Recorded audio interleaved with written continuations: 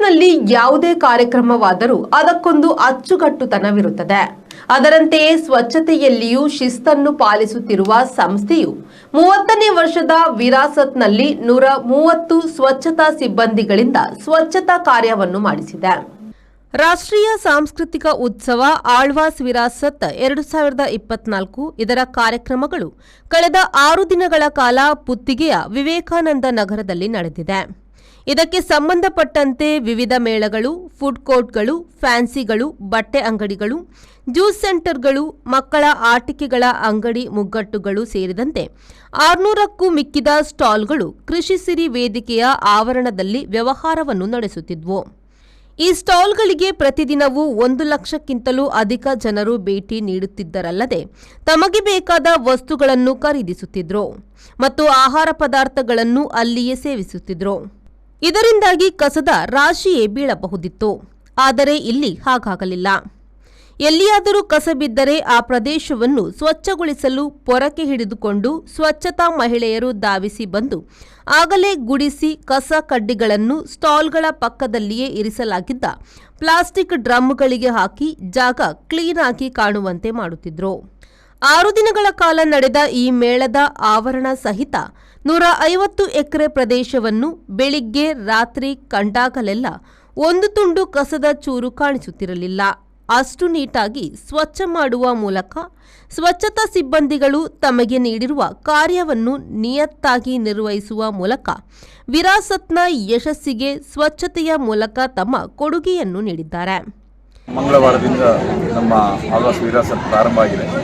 ಎಲ್ಲ 6 ದಿನಗಳಲ್ಲಿ ಕೂಡ ಸ್ವಚ್ಛತೆಗೆ ನಾವು ತುಂಬ ಆದ್ಯತೆ ಕೊಡ್ತಾ ಇದ್ದೇವೆ. ಸ್ವಚ್ಛತಾ ವಿಭಾಗದಲ್ಲಿ ನಾವು ಡಾಕ್ಟರ್ ಮೋಹನ್ ಅವರ ನಿರ್ದೇಶನದಂತೆ ಡಾಕ್ಟರ್ ಕುರಿಯನ್ರವರ ನೇತೃತ್ವದಲ್ಲಿ ನಾನು ಮತ್ತು ಪ್ರೇಮನಾಥ ಶೆಟ್ಟಿ ಇಬ್ಬರು ಇದರ ಉಸ್ತುವಾರಿಯನ್ನು ವಹಿಸಿಕೊಂಡಿದ್ದೀವಿ. ಸಾಧಾರಣ ಒಂದು 130 ಸ್ವಚ್ಛತಾ ಸಿಬ್ಬಂದಿಗಳು ದುಡಿತಾ ಇದ್ದಾರೆ ಹಗಲು ರಾತ್ರಿ.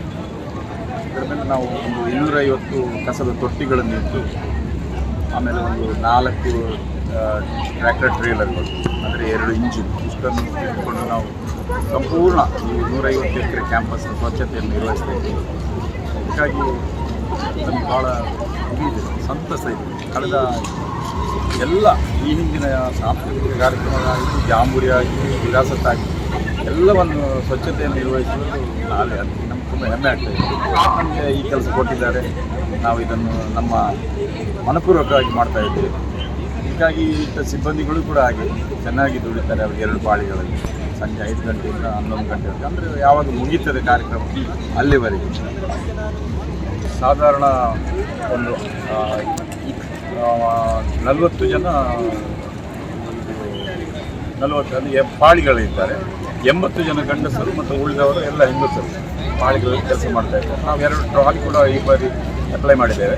ಅಂದರೆ ಈ ಅಂಗಡಿ ಮುಂಗಟ್ಟುಗಳ ಮಧ್ಯೆ ಈ ಕಸದ ತೊಟ್ಟಿಯನ್ನೆಲ್ಲ ಹೊತ್ಕೊಂಡು ಬರೋದು ತುಂಬ ಕಷ್ಟ. ಅದಕ್ಕಾಗಿ 2 ಎಳ್ಕೊಂಡು ಹೋಗೋ ಟ್ರಾಲಿಗಳು, ಅದರಲ್ಲಿ ಒಂದು 4 ಡ್ರಮ್ ಇಟ್ಕೊಂಡು ಕಸ ನಿರ್ವಹಣೆ ಮಾಡಿಕೊಂಡು ಚೆನ್ನಾಗಿ ಕೊಡ್ತಾ ಇದೆ ಕೆಲಸ.